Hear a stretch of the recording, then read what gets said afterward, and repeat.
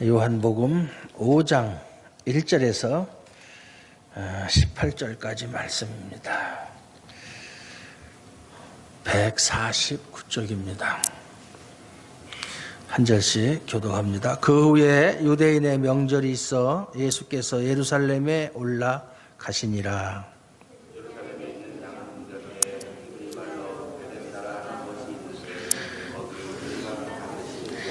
그 안에 많은 병자, 소경, 절뚝발이, 혈기 마른 자들이 누워 물의 동함을 기다리니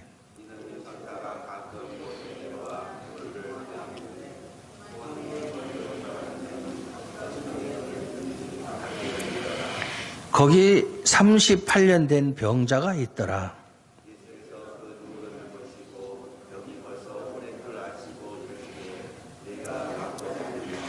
병자가 대답하되 주여 물이 동할 때에 나를 못에 넣어줄 사람이 없어 내가 가는 동안에 다른 사람이 먼저 내려가나이다.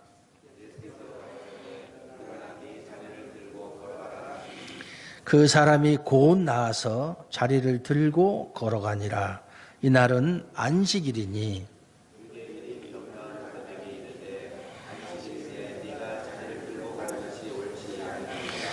대답하되 나를 낫게 한 그가 자리를 들고 걸어가라 하더라 한데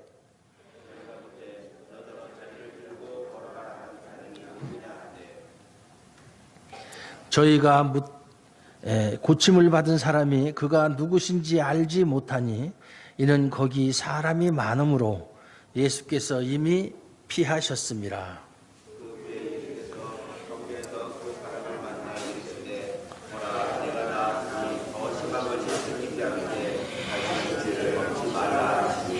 그 사람이 유대인들에게 가서 자기를 고친 이는 예수라 하니라.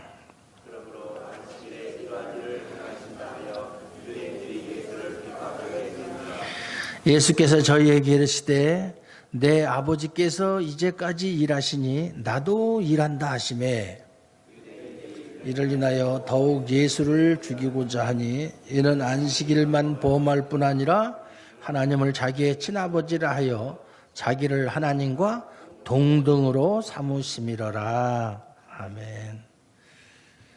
5장 1절에서 9절 오늘 18절까지 우리가 함께 교독을 했는데 9절까지가 38년 된 병자를 고치신 사건입니다. 이것이 요한복음에 나오는 세 번째 표적, 사도 요한이 7개의 표적을 이렇게 골라서 여기에 기록을 했는데 그 중에 세 번째 표적이 바로 오늘 본문의 표적입니다. 지금 읽은 대로 예루살렘의 명절에 예루살렘에 예수님께서 올라가셨다. 유대인의 명절이 있어. 무슨 명절인지는 알 수 없지만 대부분의 사람들이 혹시 6월절이 아니었는가 하지만 그건 중요하지 않아요. 어쨌든 예수님께서 예루살렘에 올라가셨다. 그 예루살렘에 있는 양문이라고 하는 것은 이제 글자 그대로 양자가 양양자예요. 양이 희생제물로 쓰이는 양이 통과하는 문. 예루살렘에는 이제 그 문이 여러 개가 있습니다. 양문도 있고 미문도 있고 또 합빛관문도 있고 여러 가지가 있는데 어쨌든 양문 곁에 히브리 말로 베데스다라 하는 못이 있었다. 못이 있고 그 주변에 행각이 5개가 있었다. 베데스다는 은혜의 집이라는 뜻이에요. 그 행각에 많은 사람들이 있었는데 거기에 있는 사람들은 병자들이다. 3절에 보니까 많은 병자, 소경, 절뚝발이, 혈기 마른 자들. 혈기 마른 자들이라는 것은 마비가 된 사람들. 그러니까 요즘에 어떤 병입니까? 손이 혈기 말았다 그러면 손이 마비가 된 사람들. 그런 뜻이에요.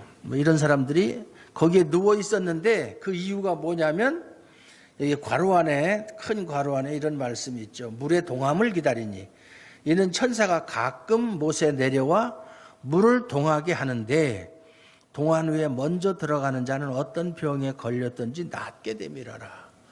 그것 때문에 이 사람들이 거기에 대한 소망을 가지고 그 행각에 5개나 되는 행각에 환자들로 꽉 차 있는 거예요. 근데 천사들이 내려오는데 언제 내려올지는 몰라요. 가끔 내려온다고 그랬고, 내려와서 물을 동하게 할 때에 제일 먼저 들어가는 사람, 2번째 들어가도 안 돼요.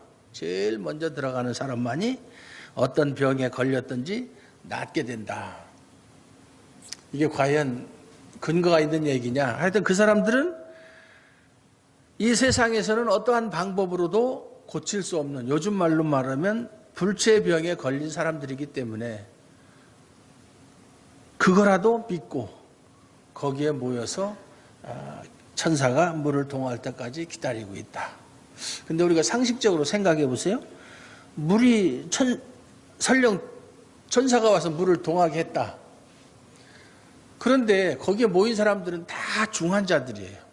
소경이라든가 혈기 마른 사람들, 절뚝발이, 이런 사람들이 어떻게 거기를 제일 먼저 들어갈 수가 있겠어요? 굴러서 들어갈 수도 없고 누군가가 집어넣어주면 모르겠는데, 뭐 어떤 사람들은 또 건강한 사람을 고용을 했는지 자기 가족이나 뭐 형제나 누구를 데리고 왔을 수도 있겠죠. 어쨌든 그렇게 기다리고 있었는데 그 중에 5절에 보면 38년 된 병자가 있더라. 중풍병에 걸린 지가 38년. 상당히 오래됐죠. 뭐 이제는 전혀 소망이 없는 그런 절망적인 사람이라는 이야기죠. 근데 예수께서 그 누운 것을 보시고 병이 벌써 오랜 줄 아시고 이르시되 내가 낫고자 하느냐. 환자에게 가서 내가 낫고자 하느냐. 제가 요즘에 이 척추관 협착증이라는 그 병 때문에 제가 지금 서 있는 것도 무척 힘이 들어요. 그래서 오른쪽 다리에다 힘을 주고 왼쪽 다리를 지금 왼쪽이 이렇게 아프니까 지금 이렇게 서 있고 여기다 기대서 지금 이러고 있는데, 이 사람들에 비하면 저는 아무것도 아니잖아요. 만약에 제가 그 자리에 있었으면 물이 동하면 뭐 쩔뚝거리면서 달려가든 뭐 굴러서 달려가든 제일 먼저 달려갈 수 있을 거예요. 소경보다야 빨리 갈 수 있을 거 아니에요. 또 38년 된 병자보다야 빨리 갈 수 있을 거 아니에요. 그 사람들보다는 경한 상태지만 만약에 예수님이 저한테 너 낫고자 하느냐 그렇게 물어보신다면, 아니, 예수님이 아니고 지금 제가 여러 군데의 병원을 가봤어요. 소문난 병원을 가봤는데 어느 의사도 이렇게 하십시오, 뭐 수술을 하십시오, 이렇게 하십시오, 그러면 완치가 됩니다, 이러면 전 당장 해요. 뭐 당장을 뭐 비용을 떠나서 또 입원 기간이 얼마나 길고 간에 하겠는데 확실한 대답을 하는 사람이 없어요. 뭐 약간 나아질 겁니다. 또 제가 꼭 물어보죠. 그렇게 하면 완치됩니까? 그러면 뭐 모든 환자들이 다 그런 질문을 하겠지만 약간 좋아질 겁니다. 약간 좋아져서는 안 돼요. 그래가지고 약간 좋아지는 것 때문에 돈 뭐 수백만 원씩 드리고 한 달씩 입원하면서 그렇게 할 수는 없잖아요. 그래서 지금 약만 먹고 있어요. 저 이대 목동병원에 그 의사가, 제가 아는 목사가 거기 가서 저보다 더 심했는데 약을 먹고 나았다 소리를 듣고 거기 가서 약을 먹고 있는데 이제 내일 모레면은 벌써 한 달치를 다 먹고 요번에 가면 이제 2개월치를 준다고 그러는데 2개월치를 다 먹고 안 나오면 지금 하루하루가 지금 괴로운데 지금 집에 가면 하루 종일 누워만 있어요. 어디 책상에 앉아 있을 수가 없어요. 다리가 아파가지고 누워만 있어요. 옛날에는 누워 있으면 편해. 지금 누워 있어도 아파요. 근데 앞으로 2개월 이상 더 고생을 해야 된다 생각하니까 그냥 끔찍하기도 해요. 이런 상태에서 목사님 그 병 낫고 싶습니까? 누가 물어보면 당연히 아이고 그러면요 제 병만 나을 수 있다면 무엇이든지 하겠습니다. 이렇게 얘기할 거 아니에요. 이 사람도 예수님이 내가 낫고자 하느냐 그러면 아이고 선생님 제가 이 중풍병에 걸린 지가 38년이나 됩니다. 그동안 계속 누워서만 지냈습니다. 이 병을 나을 수만 있으면 무엇인들 못하겠습니까? 이렇게 대답을 해야 정상이에요. 근데 이 사람이 하는 얘기가 뭐냐면 주여, 물이 동할 때에, 여기서 주여라는 말은 그 예수님을 우리가 주님이라고 부르는 그런 뜻의 주여가 아니에요. 그냥 상대방을 존경하는 의미에서 부르는 말이에요. 물이 동할 때에 나를 못에 넣어줄 사람이 없어 내가 가는 동안에 다른 사람이 먼저 내려가나이다. 그러니까 자기가 병을 계속 치료받지 못하는 이유가 누군가가 나를 못에 데려다 줄 사람이 없다. 그래서 물이 동할 때 다른 사람이 먼저 내려간다. 근데 이 사람이 물이 동하는지 다른 사람이 먼저 내려가서 고치는지 보지도 않았어요. 누워있는 사람이 무슨 상황이 어떻게 멀어지는지 알 게 뭐예요. 그거는 말하자면 그렇다는 얘기죠. 그러니까 자기가 병에 걸려서 낫지 못하는 원인을 남을 탓하고 있다. 원망하는 거예요. 누군가가 나를 물이 동할 때 제일 먼저 데리고 가서 넣어주면 나을 수 있을 텐데 그렇게 해줄 사람이 없다. 그러니까 내가 못 낫는 것은 다른 사람들이 나를 도와주지 않기 때문에 낫지 못한다. 이런 식으로 원망을 하는 거예요. 그런데 예수님께서 일어나 내 자리를 들고 걸어가라. 일어나라. 그리고 내 자리를 들고 걸어가라. 명령문이 2개죠. 그 두 마디 말씀에 이 사람이 곧 나았다고 그랬어요. 곧 바로 그 즉시죠. 나와서 자리를 들고 걸어갔다. 이것이 이제 3번째 표적의 줄거리예요.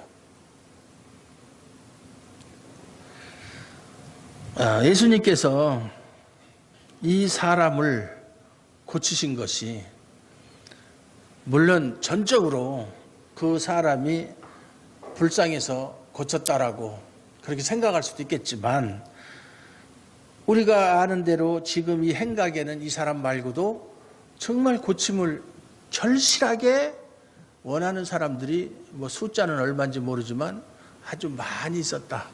그런데 왜 예수님은 이 사람만 고쳐주셨는가? 이왕 고치시는 거, 이왕 선심 쓰는 거, 그 뭐 치료비가 드는 것도 아니고 힘든 것도 아니고 각자 사람한테 가서 소경한테 너 눈 떠라, 너 나아라, 일어나라 이렇게 말만 하면 다 고칠 수 있는데 왜 하필이면 이 사람만 고쳐주셨는가? 그걸 우리가 생각을 해봐요. 그러니까 결국은 뭐냐면 이 사건의 의미가 예수님께서 한 사람의 병자를 고쳐준 것에 대해서 포커스가 맞춰져서는 안 된다 그 얘기예요. 요즘에 치유 사역이라고 하는 말이 뭐 옛날부터 있어 왔지만 요즘에는 아주 그게 해서 뭐 치유 사역자를 양성하는 학교도 있어요. 그래서 치유 사역자를 모집한다. 훈련원생 모집한다. 근데 그거 하는 사람이 저하고 같은 노예, 같은 시찰에 있는 아주 저하고 잘 아는 목사예요. 총신대 나오고 뭐 대학을 총신대 나오고 어쨌든 해서 뭐 어떻게 해서 박사학위도 받고 그랬는데 이 친구가 어느 날 보니까 치유 사역자로서 아주 그냥 그렇게 한다. 참 제가 생각할 때는 그래서 그 동영상도 제가 한번 봤어요.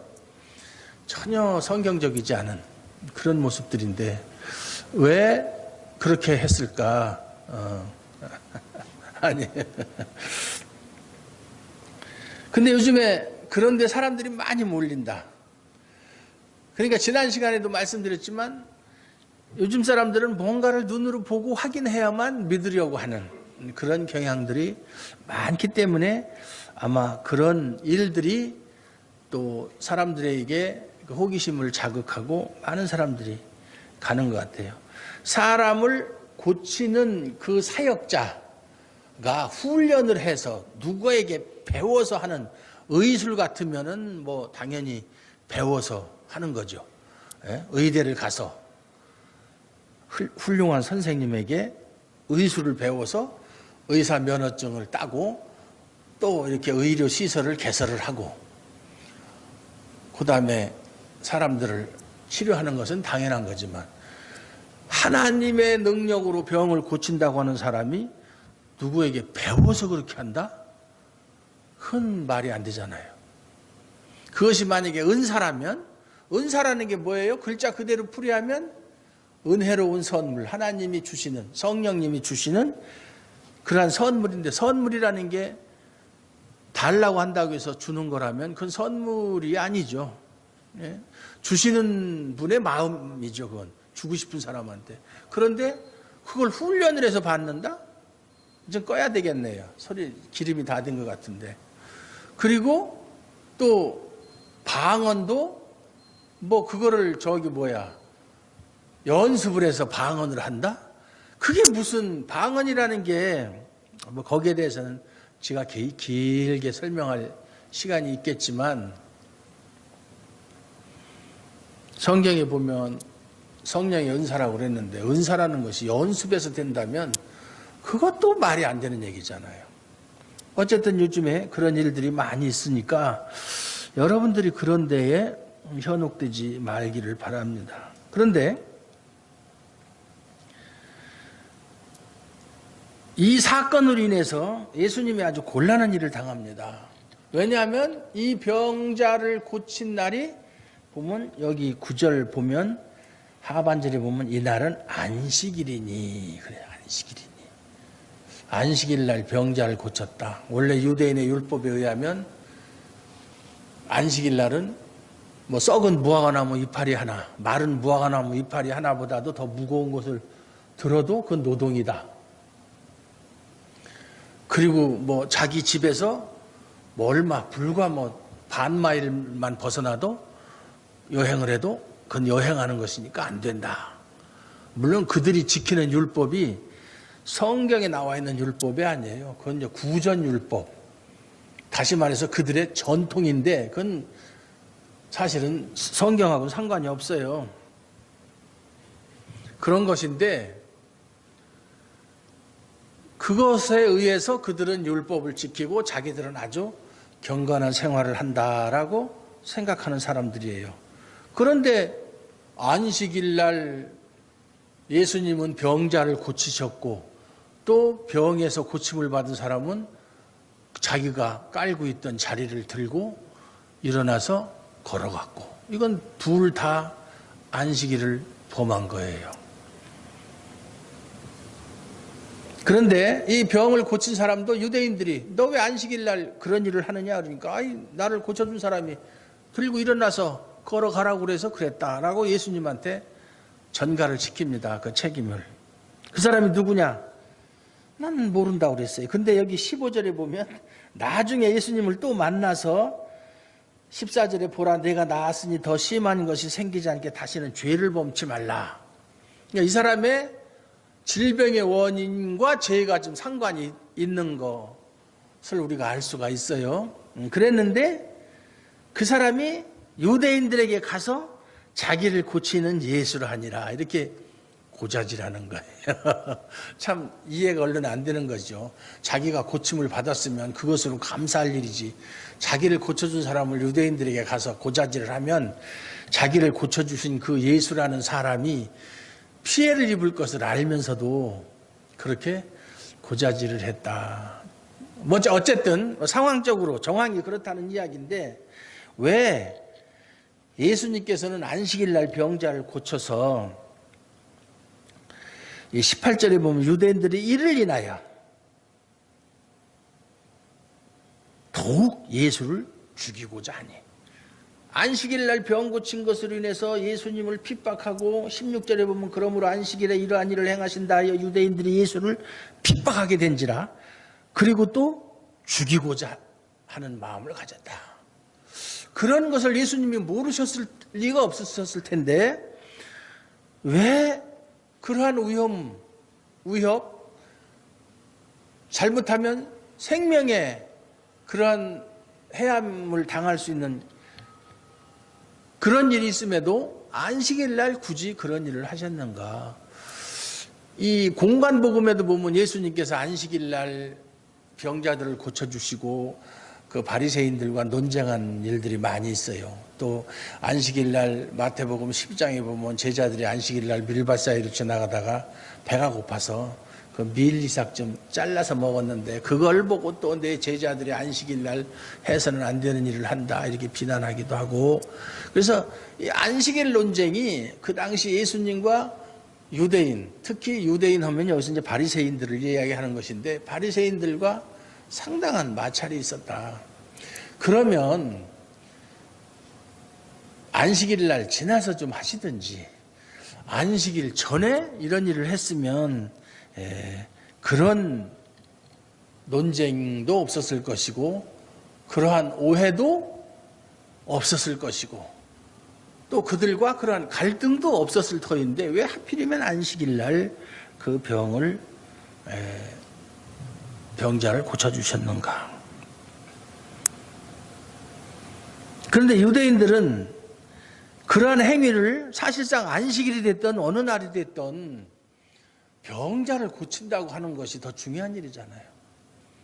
그래서 예수님께서도 안식일에 너희 중에 누가 너희 소나 말이나 뭐 양이나 우물에 빠졌으면 안식일이라고 안 건지겠느냐. 당연히 건질 거 아니에요. 그러면서 안식일에 선을 행하는 것이 옳으냐 악을 행하는 것이 옳으냐. 그건 절대로 잘못된 게 아니다. 그렇게 말씀을 하셨는데도 불구하고 이 유대인들은 자신들의 관점에서 이게 무서운 거예요. 신앙생활하는 사람들이든 세상 사람들이든 무엇을 보고 판단하는 기준이 자기가 기준이 되는 거예요. 자기 입장에서 이야기를 하는 거예요. 요즘 며칠 동안에 경남 기업의 회장이라고 하는 성완종이라는 사람이 자살을 했는데 자살하기 전에 인터뷰할 때도 억울하다 울면서 제가 볼 때 억울할 거 하나도 없어요. 그 사람 잘못했어요. 더군다나 그 사람은 교회 장로래요. 요즘 장로들이 아주 이름을 떨쳐요. 일광기업의 공영의 기업 회장도 장로고 교회에다 아주 그냥 비밀 사무실 차려놓고 또 방산비리로 구속된 해군 참모총장도 장로고 이 사람도 장로고 장로 전성시대 못된 장로 전성시대.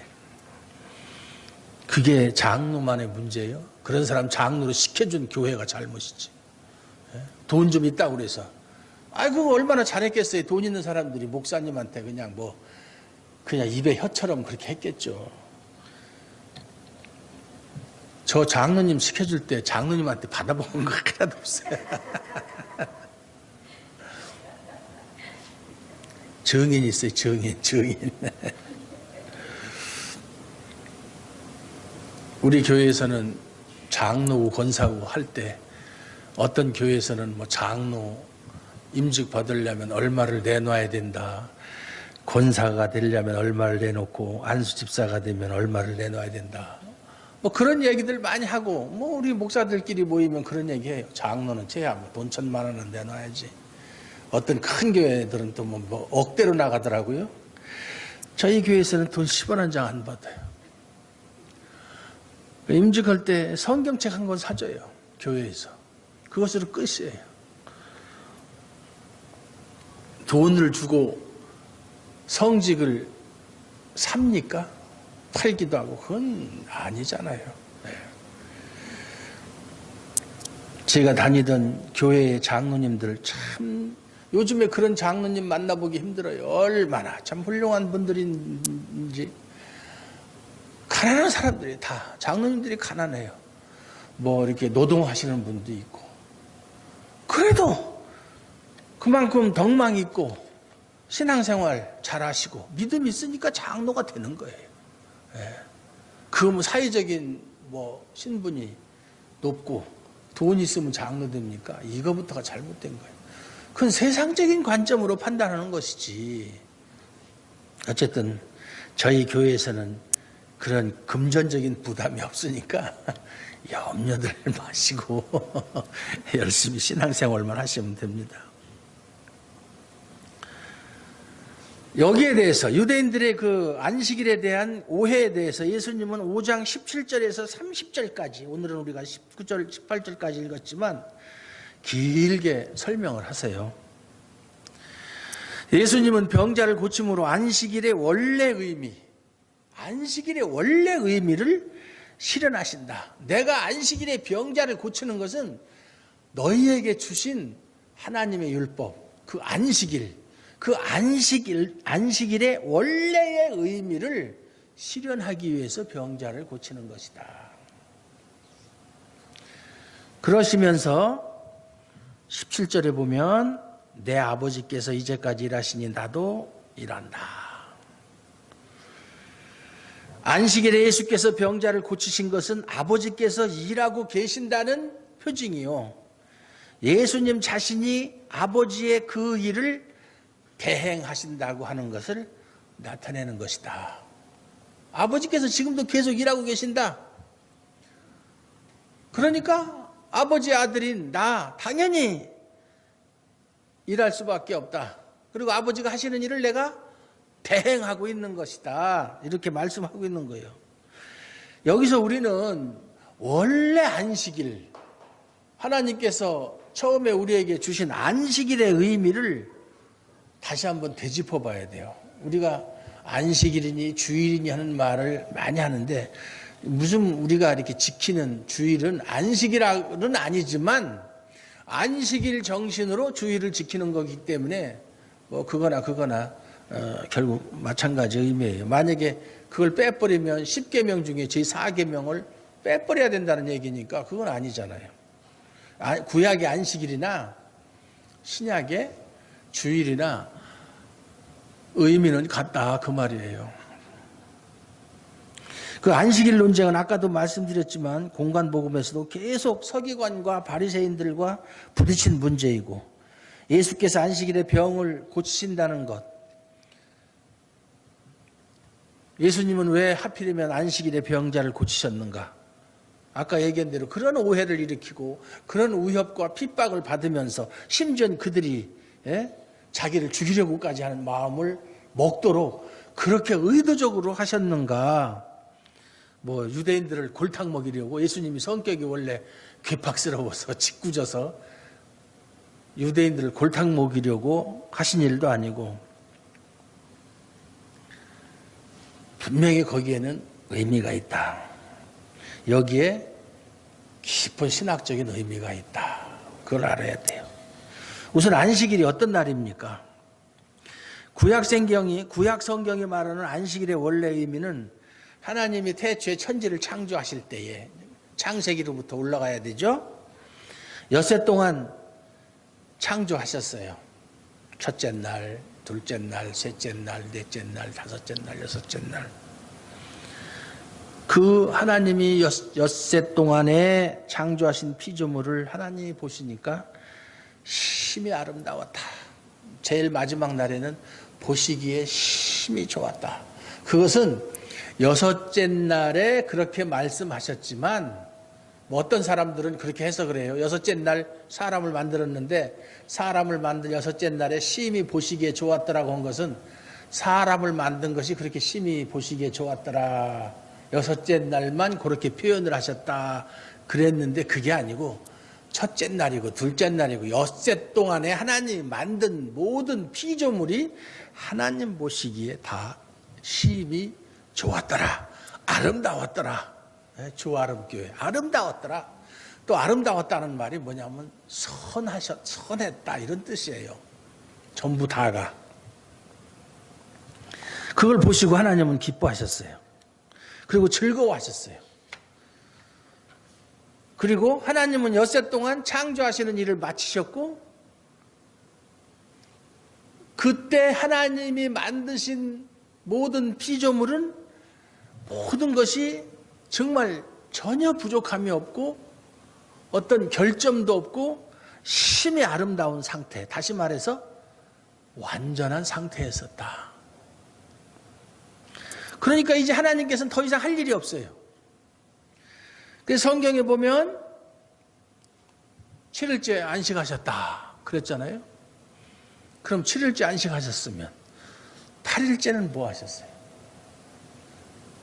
그런 생각 안 해보세요. 7일째 안식하셨다고 그러는데 그러면 8일째는 뭐 하셨고 9일째는 뭐 하셨나? 하나님의 창조가 완전한 것이기 때문에 더 이상 이제는 할 일이 없게 되셨다. 그래서 이와 같은 하나님의 완전한 창조, 곧 생명이 충만한 창조. 창조의 특징이 생명이 충만하고 하나님의 무한한 부요함이 충만한 상태를 말하는 거예요. 그 창조라는 것이.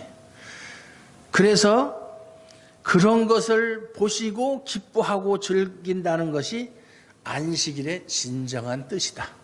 하나님이 만드신 모든 피조물이 심히 보시기에 좋았다. 아주 생명이 충만했고 모든 것이 부요했다. 그래서 그것을 보고 기뻐하고 즐긴다는 것이 안식일의 진정한 의미입니다. 그런데 어떻게 됐습니까? 문제가 생겼죠. 아담의 범죄. 아담이 하나님처럼 되려고 하는 그 교만한 마음으로 하나님의 말씀을 어기고 선악을 알게 하는 나무의 실과를 먹음으로 범죄했죠. 이 아담이 범죄한 의미는 말이죠. 이제는 하나님의 도움이 필요 없다는 거예요.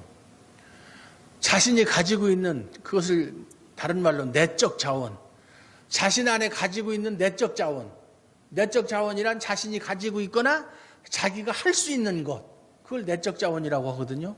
그것으로 충분히 살아갈 수 있다는 거예요. 이제 하나님 없이도 살 수 있다. 그것으로 자신의 안녕과 행복을 확보할 수 있다. 그리고 자신의 존재 의미를 하나님의 도우심 없이 스스로 세울 수 있다. 진짜 절대적인 아주 극에 달한 교만이죠. 자기의 분수를 몰라도 이렇게 모를 수가 없어요. 자기는 하나님에 의해서 피조된 존재임에도 불구하고 조물주의 도우심 없이 자기 혼자 힘으로 살아갈 수 있다?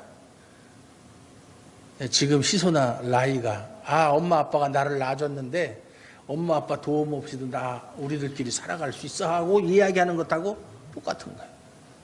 필요 없어. 밥 안 해줘도 되고 같이 안 놀아줘도 되고 우리끼리 알아서 다 한다. 얼마나 가소로운 거예요. 그러한 범죄의 결과로 이제 아담은 하나님과 분리되는 그런 상태에 이르게 됐다.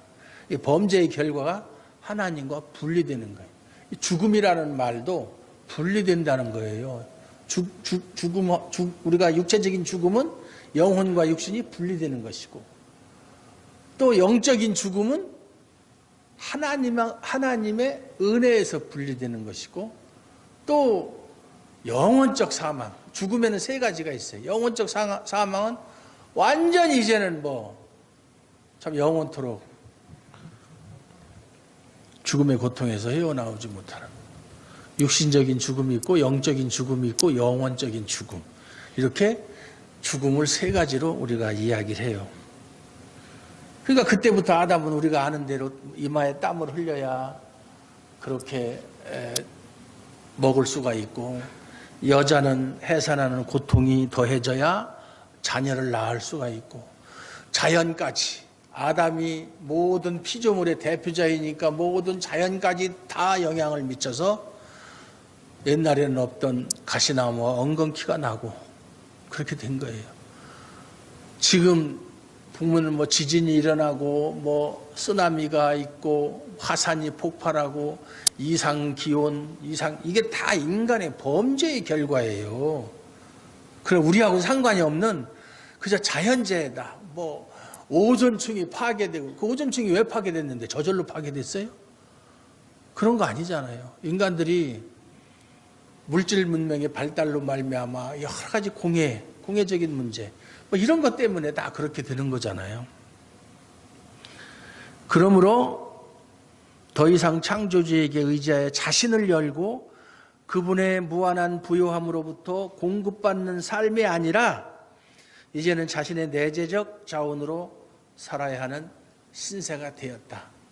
그렇게 살으려고 마음을 먹은 것뿐만 아니라 그렇게 살 수밖에 없는 존재. 왜?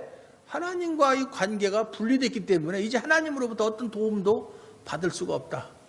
옛날에는 가만히 있어도 하나님이 다 알아서 필요한 것을 다 채워주시고 공급해 주셨는데 이제는 하나님과의 관계가 멀어졌기 때문에 이젠 자신의 힘으로 살 수밖에 없어요. 이제는. 그러면 내재적 자원이라는 게 도대체 뭔가? 그것은 인간이 스스로 갖고 있거나 할 수 있다고 주장하는 그런 것인데, 이 내재적 자원이라는 것은 한계라는 특성이 있어요. 한계성을 가지고 있다. 그러면 한계성의 특징은 또 어떻게 드러나느냐? 그것은 바로 결핍으로 나타난다. 결핍과 부족. 우리 인간사에서 보세요. 만족이 있어요? 만족 없어요. 무엇을 해도 만족이 없어요. 아까도 잠깐 그 사람 이야기를 했는데, 뭐 돌아가신 분에 대해서 이렇게 얘기하는 게 나쁘지만 원리적인 이야기를 하는 건데, 계속 욕심을 부려서 국회의원이라도 하고 정권에 대한 어떤 욕심 때문에 기업하는 사람이 기업은 뒷전이고 그냥 사람들에게 초등학교도 못 나온 사람이 내세울 거 없잖아요. 좋은 학교를 나오고 명문대학을 나왔으면 학맥을 동원해서 뭐 로비도 할 수 있는데 초등학교 4학년인가 5학년 중퇴한 사람이 그거 없잖아요. 그러니까 돈밖에 없는 거예요. 돈. 이 사람한테 돈 얼마 줬잖아. 그래 돈으로 사람들을 그렇게. 그런 무한한 욕심이 자신을 망친 거예요. 허황된 꿈을 쫓아가다가 망한 거예요.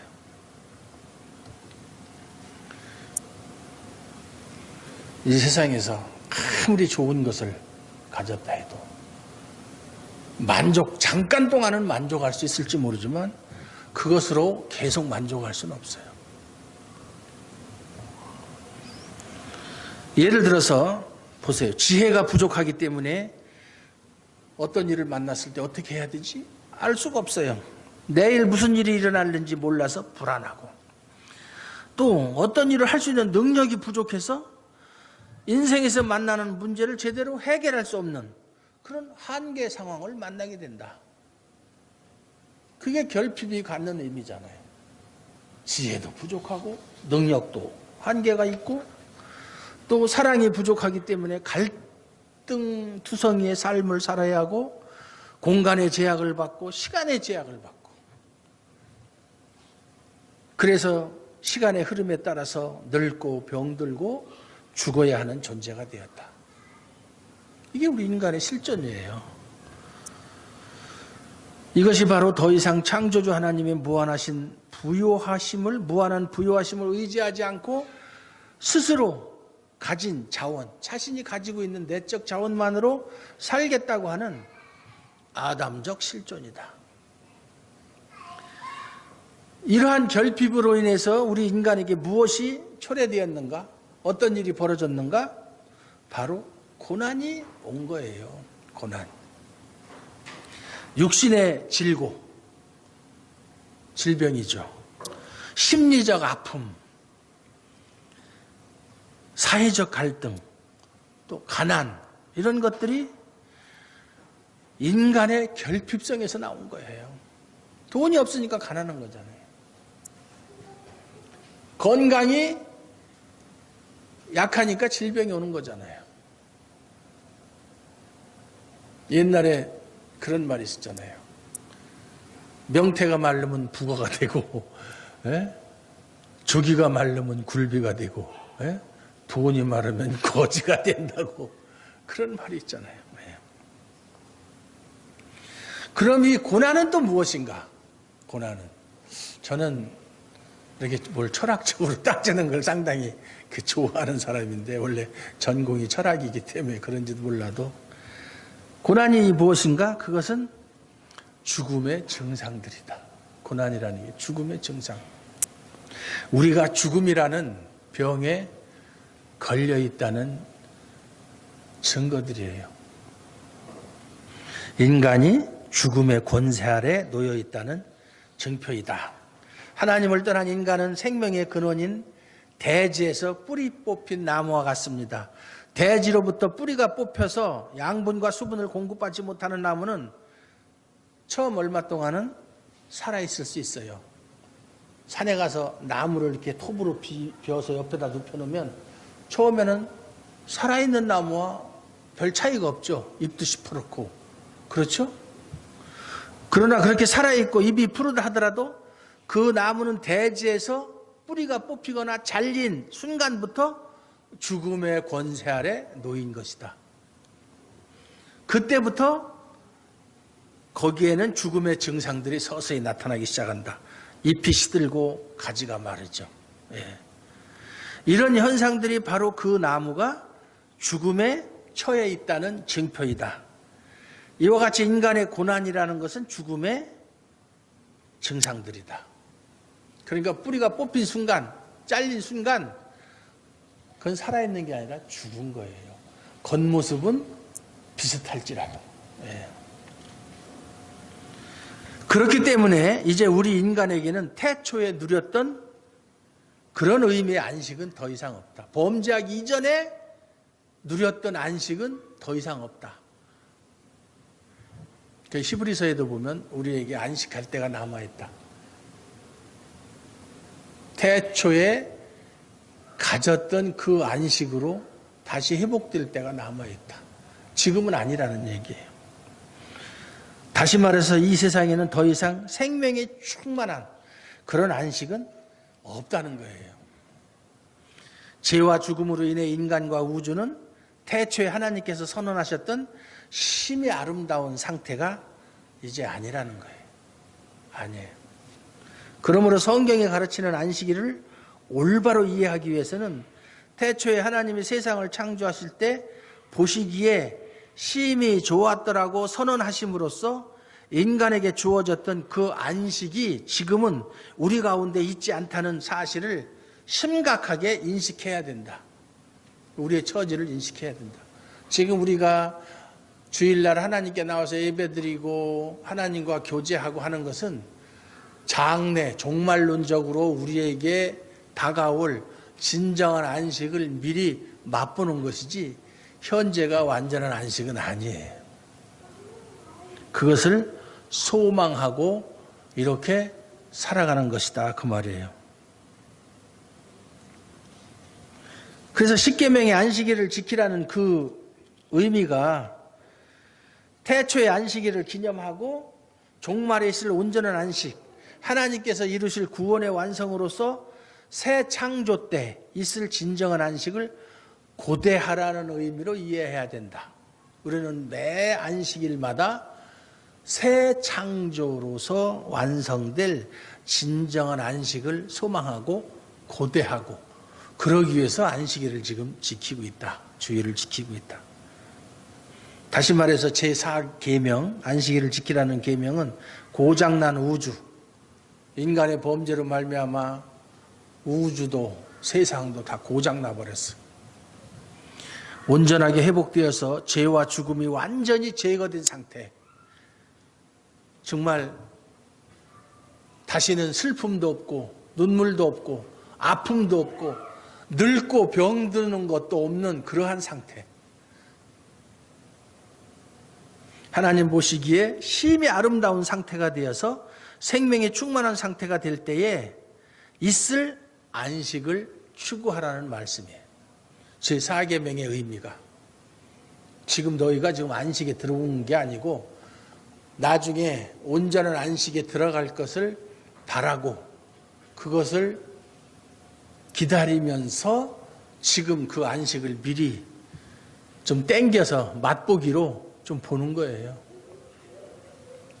그러므로 안식일은 아주 손가락 하나 까딱하지 않는, 꼼지락도 하지 않는 날이 아니라 우리가 매일매일 우리가 살기 위해서 일하는 생업을 중단하는 날이에요. 내가 하는 일을 중단함으로 나의 일로 나의 안녕과 행복을 확보하려는 그런 삶의 자세를 부인하고 나의 안녕과 생명이 오로지 하나님에게서 온다고 신앙 고백하는 날이다. 그래서 생업을 중단하는 거예요. 그날 하루만큼은. 내 힘으로 세상 살아가는 게 아닙니다.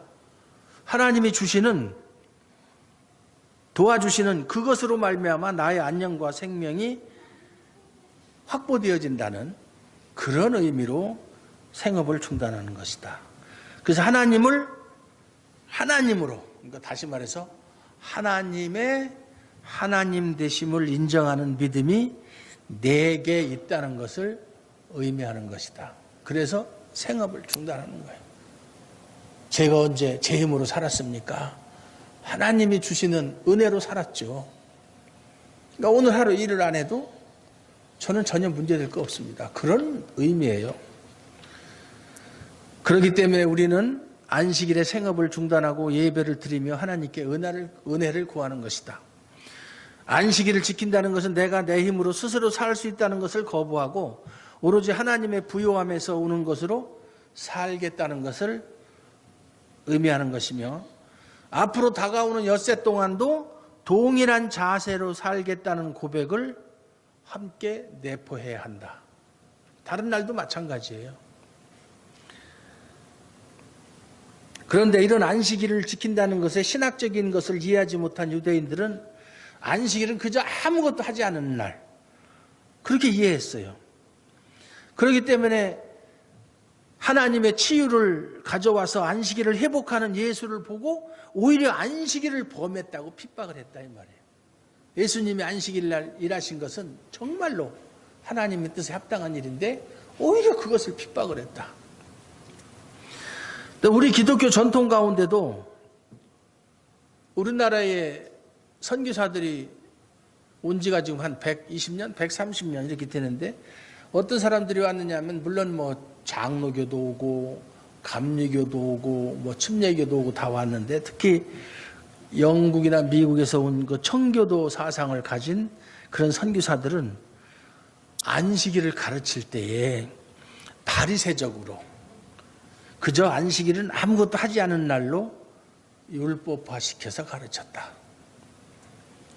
그 전통이 한국에 들어왔고 그 당시 한국 사람들은 신학적인 이해가 부족했잖아요. 지금 중국 사람들이나 다른 나라 사람들처럼. 그래서 한국교회 율법주의에 큰 영향을 미쳤다. 지금도 교회에서 행해진 일들을 보면 율법주의적인 요소가 얼마나 많은지 몰라요. 근데 사람들은 당연히 그렇게 해야 되는 걸로 알고 있어요.